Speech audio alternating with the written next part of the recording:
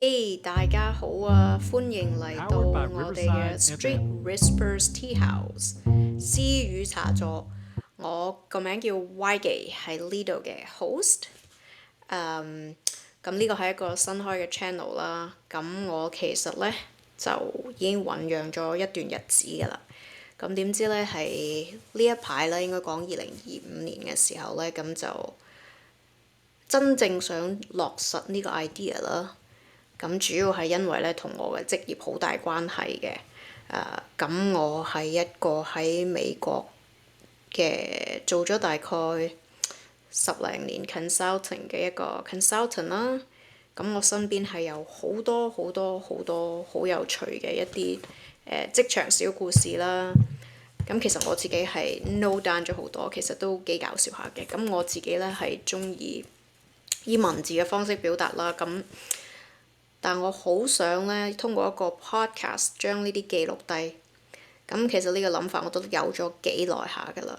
咁之前一直係喺度諗，究竟係以普通話、廣東話，抑或係英文嘅形式出呢個 platform 呢？By the end of the day，咁我覺得都係出翻廣東話啦，因為本身我係講粵語長大嘅。咁其次呢，就係、我都係生活喺美國啦，咁係一個好多元嘅文化。咁我覺得我都希望我嘅聽眾係去 embrace 呢啲好多元嘅文化。咁有啲廣東話夾住啲英文啦，可能間唔中會有一兩句普通話咁。咁都希望大家接受啦。咁剛才講咗呢個諗法有好耐，但係而家先真正落實。點解呢？就係因為呢，而家多咗好多時間，唔使炒股，因為呢排大家都知道股市咩樣㗎啦嚇。咁我係一個 consultant 啦，咁以前係都會有空餘嘅時間都會炒下股咁嘅。咁但係因為而家大家知道 what happened 㗎啦，咁就都停咗好多好多炒股嘅task 啦，咁就多咗呢啲時間。咁我好想將呢一樣嘢變成一個 podcast 嘅。like I said 啦，咁我係一個 consultant 啦，都做好多 technology 同埋 data 方面嘅 consultant 啦。咁我見好多好多唔同 level 嘅人啦，同埋好多各行各業嘅人啦。咁我係有好多都市傳說可以同大家講下嘅。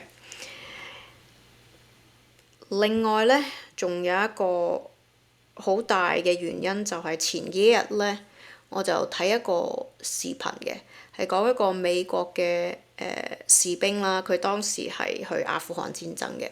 咁佢講呢，佢分享到佢去之前呢，就係要寫一個 just so you know 嘅一個信啊，放喺個 locker 度啊，before 佢去真係上戰場。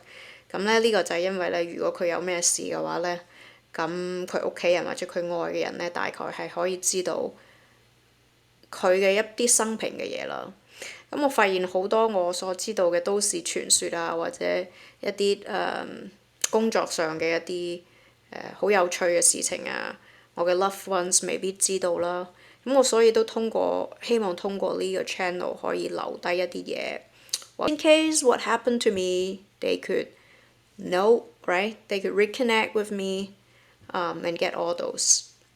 咁第三個原因呢，就係呢排同翻啲老同學見面啦，舊同學見面啦，傾咗好多好多好多嘢啊！咁好多係一啲細個時候嘅一啲好有趣嘅校園趣事啦。咁我其實好想借呢個機會去邀請一啲我嘅舊同學啊、老朋友啊嚟分享一啲佢嘅生活嘅一啲趣事啦。咁所以我好想開呢個 podcast 去 reconnect 翻我啲舊朋友嘅。咁最後一個原因點解要開呢個 channel 呢？咁係有少少洋葱嘅。我想分享翻一個，呢個可以係第一個故事啦，就係我嘅一個表弟啦。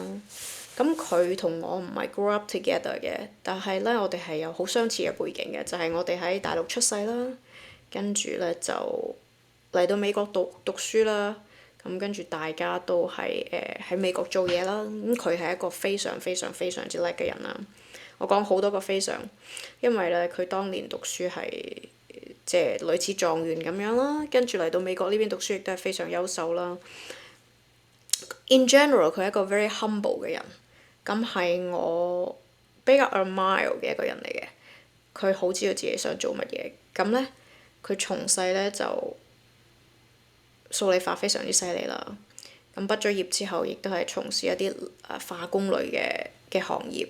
咁後來呢，覺得美國嘅呢邊發展可能不盡人意啦，咁佢就返咗國內嘅。咁佢嗰陣時大概過咗5年左右啦，咁佢已經係一個非常知名嘅一個基金公司度做基金經理。咁但係非常不幸嘅呢，就係佢由於工作嘅關係啦，咁就好不幸咁，好突然咁離開咗我哋。咁嗰一刻呢，我係覺得非常之 shocking 嘅，因為我哋雖然唔係一齊成長，但係我哋有好相似嘅背景。跟住嗰一刻，我覺得如果佢可以留低一啲嘢俾我哋，我哋會唔會知佢多一啲呢？咁所以呢，深刻我呢個 channel 都係 tribute 我表弟嘅。我覺得佢可能有啲同我類似嘅趣事係可以 share 俾其他人嘅。咁所以我就想 share 翻呢樣嘢，同埋 tribute 我表弟啦。